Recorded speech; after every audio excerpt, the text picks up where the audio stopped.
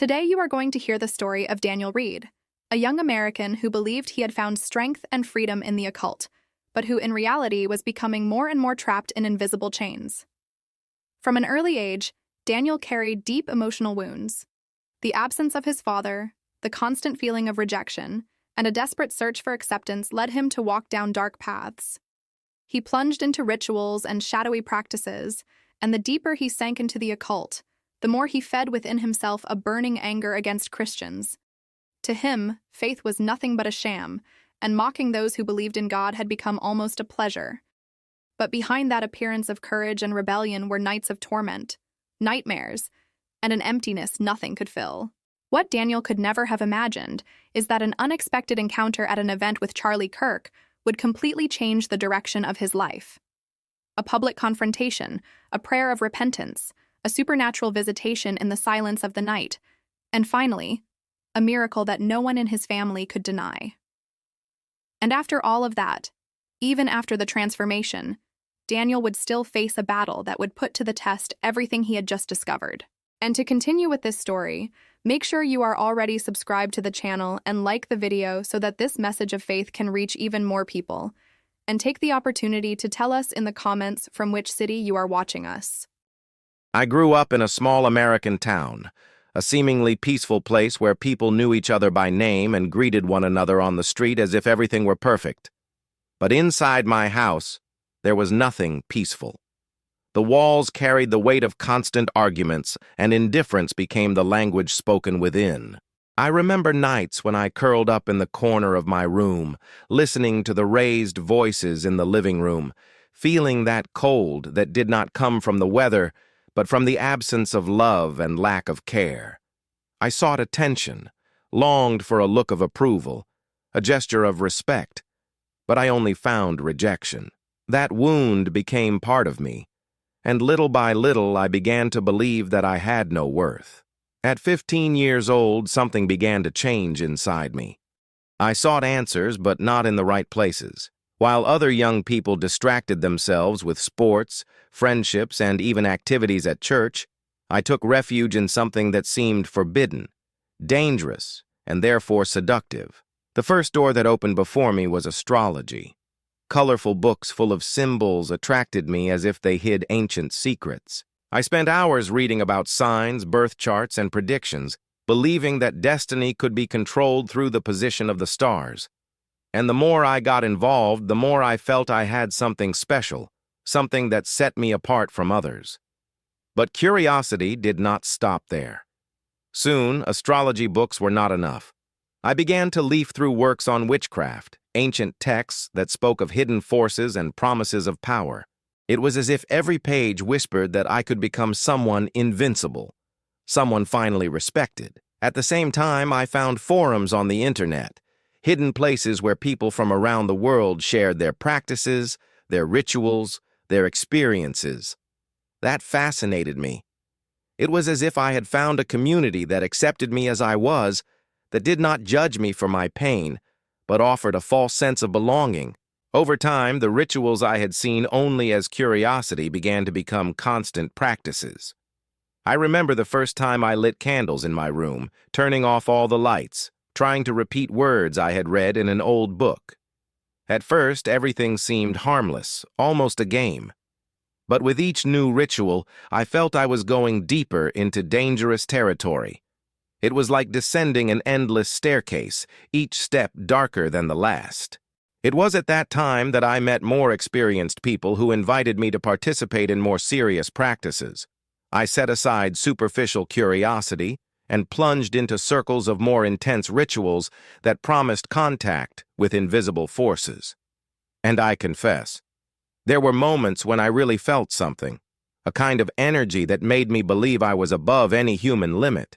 That feeling gave me a kind of power, but it came with a high price. Nights tormented by nightmares, shadows in my room, the sensation of being watched all the time. I would wake up sweating, but at the same time convince myself that it was part of the process, proof that I was progressing. And it was in that environment that my heart began to harden against everything that smelled of Christianity. If before I ignored it, Now I hated it. When I saw someone with a Bible, I felt anger. When I heard worship coming from a neighbor's window, it felt like it burned inside me.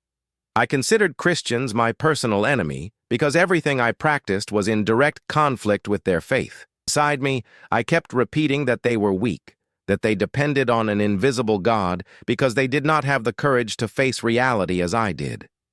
That anger became fuel to go deeper and deeper into the occult. But even amid all that strength I believed I had, the truth was that I lived with an ever-growing emptiness. The more rituals I performed, the more I needed another one to avoid feeling that hole inside me. It was like a thirst that was never quenched, as if I were digging a bottomless well. And worst of all, in the silence of the night, when I was alone, I knew that all of it was just an illusion. I could try to deceive others and even myself, but the emptiness remained increasingly heavy, till one day an opportunity for confrontation appeared before me. I heard that KIRK, a Christian known for defending his faith in public debates, would come to my town for an event. In that moment, something inside me shouted, "This is your chance." I did not see it only as an invitation to attend a lecture, but as the opportunity to confront someone who represented everything I hated. I wanted to prove that Christianity was a lie, to unmask before everyone what I considered the greatest hoax in human history. I prepared as if going to war. I remember spending whole nights studying arguments, watching videos, rehearsing every line I might use. I did not want merely to raise a question. I wanted to humiliate. I wanted people to see how fragile Christians were, how they had no answers for logic, for science, for the freedom I claimed to have found. My heart was consumed by hatred, and I nurtured that rage like someone feeding a flame that devours everything around it. On the day of the event, I entered that auditorium with the feeling of carrying a mission. Every step felt like a different ritual, as if I were heading to the center of a spiritual battle. Except in my mind, I believed I had the advantage. I looked around and saw so many people smiling, families gathered, attentive young people. That made me uncomfortable. It made me feel I needed to destroy that atmosphere of peace. When the moment came, I did not hesitate. I stood up firmly and spoke out loud. Christianity is the greatest form of manipulation that has ever existed. You preach freedom, but you only spread oppression. The silence that filled the room was deep. I expected supportive laughter from some. I also expected disapproving looks. But above all, I was waiting for Charlie to react with anger, to feel offended and attack me back. I wanted to provoke. I wanted to see the mask fall. But what happened was the opposite. Charlie did not raise his voice, did not show anger. He looked at me calmly, and his expression was not one of contempt but of compassion. Then he answered, with a firmness that cut through the room like a sword, "You think you have found power, but you are in chains. True freedom exists only in Christ." At that moment, I felt something I cannot explain. It was not the shame of losing a debate, because no one there was applauding or booing. What disturbed me was feeling as though those words had pierced my soul. It was as if he had seen what no one else could see, as if he had described exactly what was happening inside me. I, who always spoke about freedom, was bound in invisible chains. I, who claimed to have power, was being consumed by forces I could not control. I left there disturbed. The noise of the audience, the conversations around me, everything seemed distant. I walked through the streets trying to convince myself that nothing had happened, that those words had no importance. But for the first time in years, I felt exposed, as if someone had opened a window inside me and shown that the darkness I carried was not power, it was slavery. And that was only the beginning of a crisis that would change everything. I remember that week as if it had been a dive into the abyss. After that debate in which my words were answered with an inexplicable calm, I began to feel a restlessness that would not leave me in peace. The nights, which were already difficult, became even worse. I closed my eyes and, almost immediately, saw shadows in the room. It was as if shapes moved around me, as if they were watching me. The air felt heavy, and I woke up drenched in sweat, as if I had run a marathon in my dreams. The sensation was of being surrounded by something invisible, a real force pressing on me, as if it wanted to suffocate me. At first, I tried to explain to myself that it was only the product of my imagination, the result of too much reading, of the forums I frequented, of the rituals I performed. But deep down, I knew it was not just that. This was different. There was a weight, an oppression so intense it felt impossible to bear. I would get up, light candles, repeat words that once gave me the feeling of control, but nothing worked. It was as if the power I had so believed I possessed had suddenly vanished, and what remained was only weakness, fear, and emptiness. There was one particular early morning when everything reached its limit. I was lying down but could not sleep. My body trembled. My heart raced without any apparent reason. I looked at the ceiling and had the impression that something dark was moving above me. It was at that moment I felt an enormous weight pressing me against the bed, as if invisible hands were holding me down. I tried to move, but I could not. I tried to scream, but no voice came out. Fear took hold of me in a way I had never experienced before. I, who always said I had power over spiritual forces, was completely paralyzed, defenseless, vulnerable. It was then that, in an act of desperation, something escaped from my mouth. It was not a rehearsed prayer. It was not a formula I had learned in some book. It was a spontaneous cry, born from the depths of my soul. If Jesus is real, prove it now. Those words came out of me almost without my realizing it, and in that exact instant something extraordinary happened. A light invaded the room. It was not the common light of a car passing on the street, nor the glow of the moon coming through the window. It was a living light, intense yet gentle at the same time. A light that did not hurt my eyes but filled the whole room in a warm way. The feeling of weight disappeared instantly. Those invisible hands that had been holding me simply vanished, and the air that had been heavy was filled with peace. For the first time in many years, I could breathe deeply without feeling pain, without feeling fear. And then I heard a voice. It was not a human voice. It did not come from outside. It was as if it echoed inside my heart, but at the same time filled the entire room. A gentle voice, firm, full of authority and love. It said, "I call you to freedom. I came to give you life." When I heard those words, my tears began to fall uncontrollably.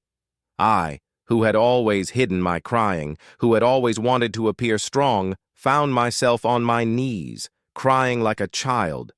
And that crying was not of despair, it was of relief. It was as if all the chains I had carried for years had finally broken. At that moment, I realized that all the power I sought was nothing but a prison. The candles, the rituals, the forums, the invocations, all of it was a lie that kept me more and more trapped. I had believed I was in control, but in reality, I was chained. And it was there, in that early morning, before a presence that could not be explained, that I understood that true freedom did not come from darkness, but from light. The days that followed were different. I woke up in the morning and noticed that something inside me had changed. It was not just a feeling, it was a certainty. But at the same time, a doubt persisted. Had that been real? Had it only been a dream, the result of my mental exhaustion? I fought against these questions, but deep down I knew I could not deny the experience. The weight that had accompanied me for years had disappeared, and in its place there was peace. That confirmation did not take long to arrive. A few days later, my sister, who had suffered since childhood with panic attacks, came into my room in tears. She was trembling, breathing with difficulty, and I recognized that empty look I had always seen in her during those moments. I had never known how to help her. In other times, my mother would hold her. My father would try to say something, but nothing worked. All we could do was wait for it to pass. But this time, something inside me pushed me to do the unthinkable. I looked at her and, even without having rehearsed anything, I placed my hand on her shoulders and began to pray. It was not a complicated prayer. There were no sophisticated words. It was simple, as if it were a conversation. I asked God to bring peace. I asked Jesus to do what I could not do. As I spoke, her breathing became lighter. The trembling faded away, and within minutes, she was calm. She looked into my eyes and said something I will never forget. "I see peace in your eyes," something I have never seen before. At that moment, all doubt disappeared. That was not the product of my imagination. It was not illusion. It was not coincidence. I had experienced something real that night, and now I was seeing the effects before me. That supernatural encounter had changed not only my life, but was also beginning to touch my family. My mother, seeing the scene, was in shock. She did not know what to say. Accustomed to seeing me lost, immersed in dark practices, now she saw me praying for my sister and bringing peace into the house. It was as if all of us had witnessed together that something greater was happening. That night, lying in bed, I thought about everything I had lived. I remembered the years of rejection, the meaningless searches, the rituals that only deepened the emptiness. I remembered the hatred I carried against Christians, and how, ironically, it was by calling on the name of Jesus that I finally found relief. And now, seeing my sister freed from a crisis before my eyes, there was no room left for denial. What I had lived was real. I still did not know what this would mean for the future. I did not have all the answers. But one thing was clear. That encounter had changed the course of my life. And no matter how much I tried to explain, no human word would be capable of translating the intensity of the presence that invaded my room that night. This was only the beginning of something much greater, and I knew new battles were coming. But I was no longer alone. After that night when everything changed, I had to face a new kind of battle. It was no longer the same darkness that suffocated me in my room, but the consequences of the path I had walked for so many years. I knew that something inside me had been transformed in an irreversible way, but the world around me still saw me with the same eyes as before. The first to react were my old friends from the occult. As soon as they noticed my change in behavior, they began to mock me. Sarcastic messages arrived all the time, calling me weak, deluded, a traitor. They said I had abandoned the path of truth to bow before a hypocritical religion. Some of them tried to convince me to return, saying that the experience I claimed to have lived was nothing but a hallucination. Others were more aggressive, throwing at me the same phrases I myself had once used to attack Christians in the past. That faith was a crutch, that I was only seeking attention, that soon I would get tired and return to what really mattered. Hearing all that hurt. I remembered the nights when I spent hours with them discussing power, freedom, how we were different from the rest of the world. I believed I had found a family, a group that accepted me when no one else did. And now it was exactly these people who were turning their backs on me, who were pushing me away, who made me feel that I should never have taken that step. I knew that this distance was inevitable, because there was no longer space inside me for the same practices I once defended. But the pain of abandonment was still real. At home, the situation was not easy either. My mother, who for years had seen me immersed in strange behaviors, sleepless nights, and boundless rebellion, did not believe the change was real. For her, it was just another phase, one more of those impulsive decisions that would soon be left aside. She looked at me with suspicion, sometimes with fear, other times with a hint of hope she tried to hide. I could see that deep down she wanted to believe, but was protecting herself from possible disappointment. It was not easy for her to trust someone who had already caused so much pain inside her own home. That look of suspicion hurt me more than the mockery of my old friends. Because deep down, I wanted my family to see the difference, to feel the peace that now lived in me. But how could I prove something so deep? How could I convince someone that what happened to me was not an emotional breakdown but a true encounter? I knew only time could show the reality, and no word would be enough. But that did not stop the anguish I carried in my chest. Besides that, There was another silent struggle happening inside me. I carried shame for my past. All the words spoken against Christians, all the rituals I practiced, all the nights I chose darkness instead of light, all of that weighed like a constant shadow on my conscience. I wondered if I would ever be accepted, if one day I could be seen as someone truly transformed. I was afraid to enter a church and be judged for what I had been. The thought of approaching Christians made me anxious because I imagined the looks of reproach, the whispers behind my back, the living reminder that I had been their enemy. That shame often made me want to hide. I remembered the arguments I provoked, the times I ridiculed people's faith. Now I was on the other side, and the weight of conscience pressed heavily. But no matter how much those memories tried to hold me back, there was something new inside me, something I could not erase. It was like a flame burning, small but steady, that would not go out even in the wind of shame or rejection. That flame was different from any feeling I had ever experienced before. It was not like the temporary excitement of rituals, which always came with fear and emptiness. It was something stable, constant. Even when I broke down in tears, even when I felt like a failure, that flame stayed alive, as if reminding me that I was no longer alone.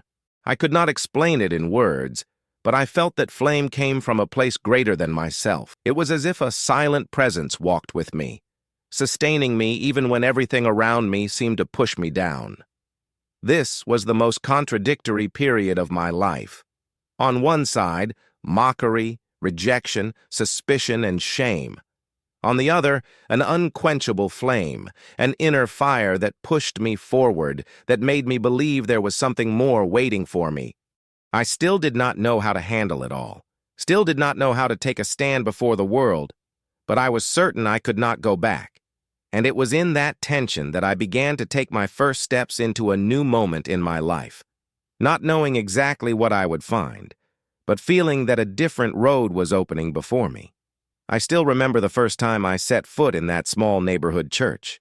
The building was simple, nothing like the imposing places where I once performed rituals full of symbols and mystery. The walls were plain, the wooden floor creaked under footsteps, and there was the smell of coffee mixed with the inexpensive perfume of people hugging and greeting each other as if they were one family. I stood at the door for a few seconds, afraid to enter, fearing the looks that might judge me, carrying within me the weight of shame for the past no one there knew. But to my surprise, I did not find reproach. The first face that welcomed me was that of an elderly woman who offered me a warm smile and shook my hand firmly, saying, "Welcome, son." Those words pierced my heart like balm. In that place, I was not the traitor my old friends called me. I was not only the rebellious son my mother feared had been lost forever. I was simply someone starting over. The feeling of being welcomed was so unexpected that I hardly knew how to react. For the first time in many years, I felt I did not need to pretend, did not need to put on masks to be accepted. In the first services, I always sat in the back pews trying to go unnoticed. But even from there, something happened inside me.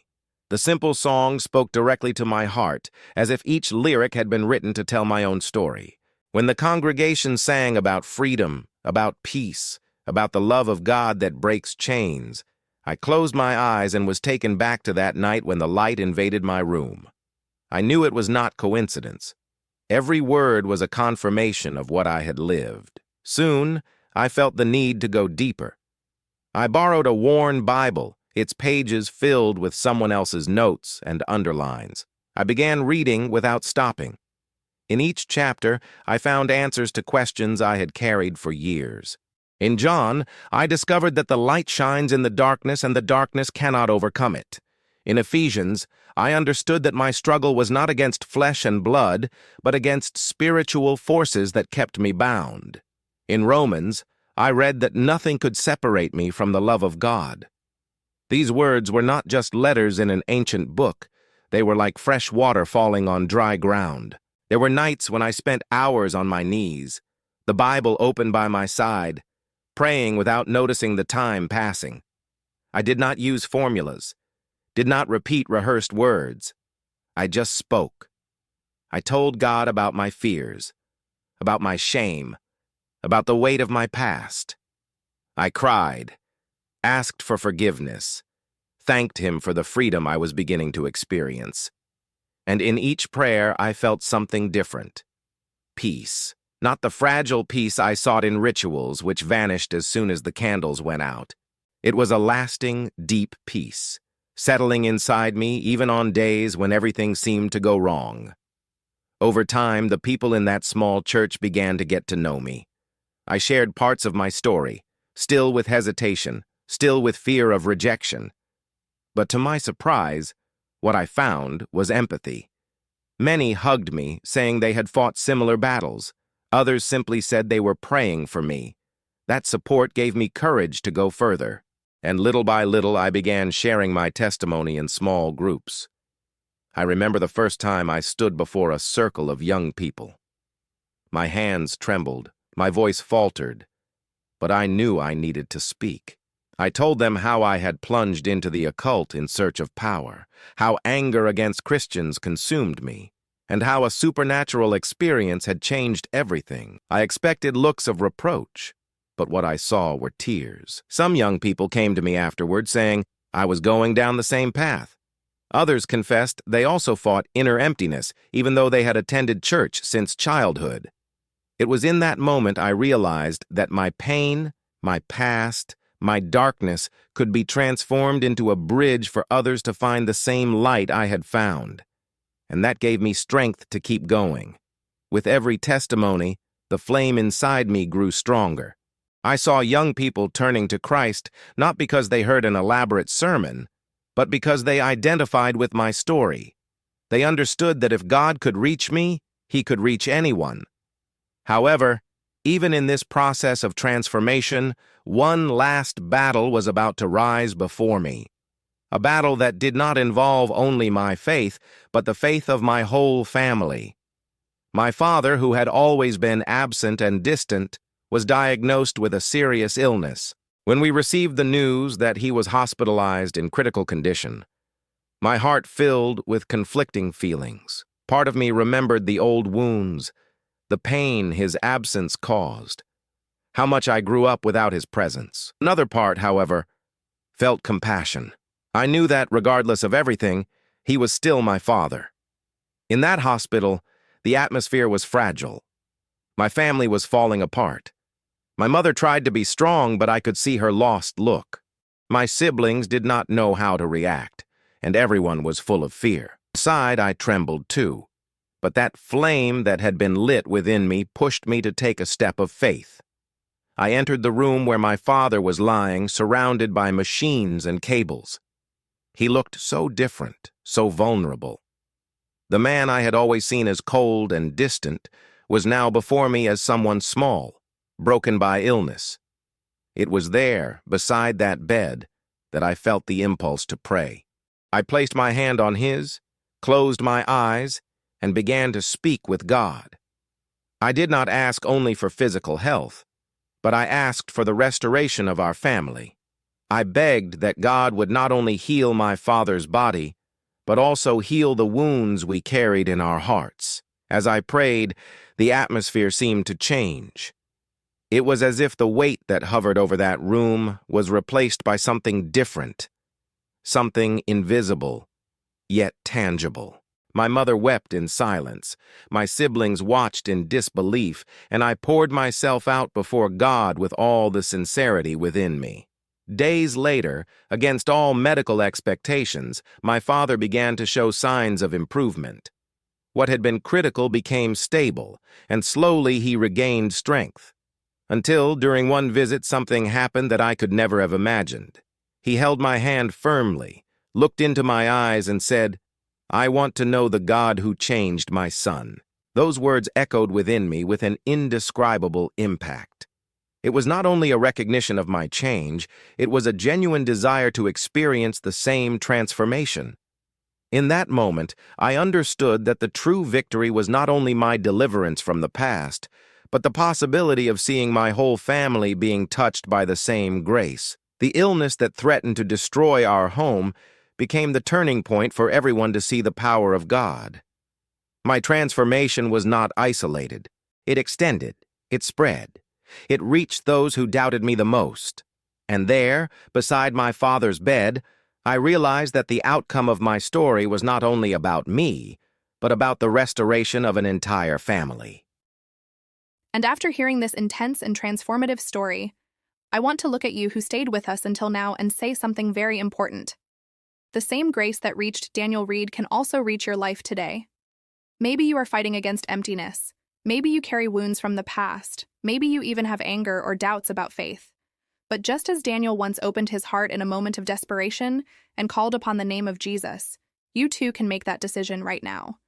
If you want to give your life, write it in the comments and repeat with me out loud. I accept Jesus as my Lord and Savior. This simple declaration can be the beginning of a new journey for you and for your family. And make sure you are subscribed here to the channel, activate the notification bell so you do not miss any testimony, leave your like, and if you stayed until the end, write in the comments, I love Jesus. This will be a public act of faith and also a way to encourage other people who are going through similar battles. And get ready, because the next video is already appearing on your screen. He challenged Charlie Kirk, witnessed the miracle of healing and left atheism, a real Christian testimony. A new powerful story of transformation that you cannot miss. Click now, because I am sure it will impact your life in a surprising way.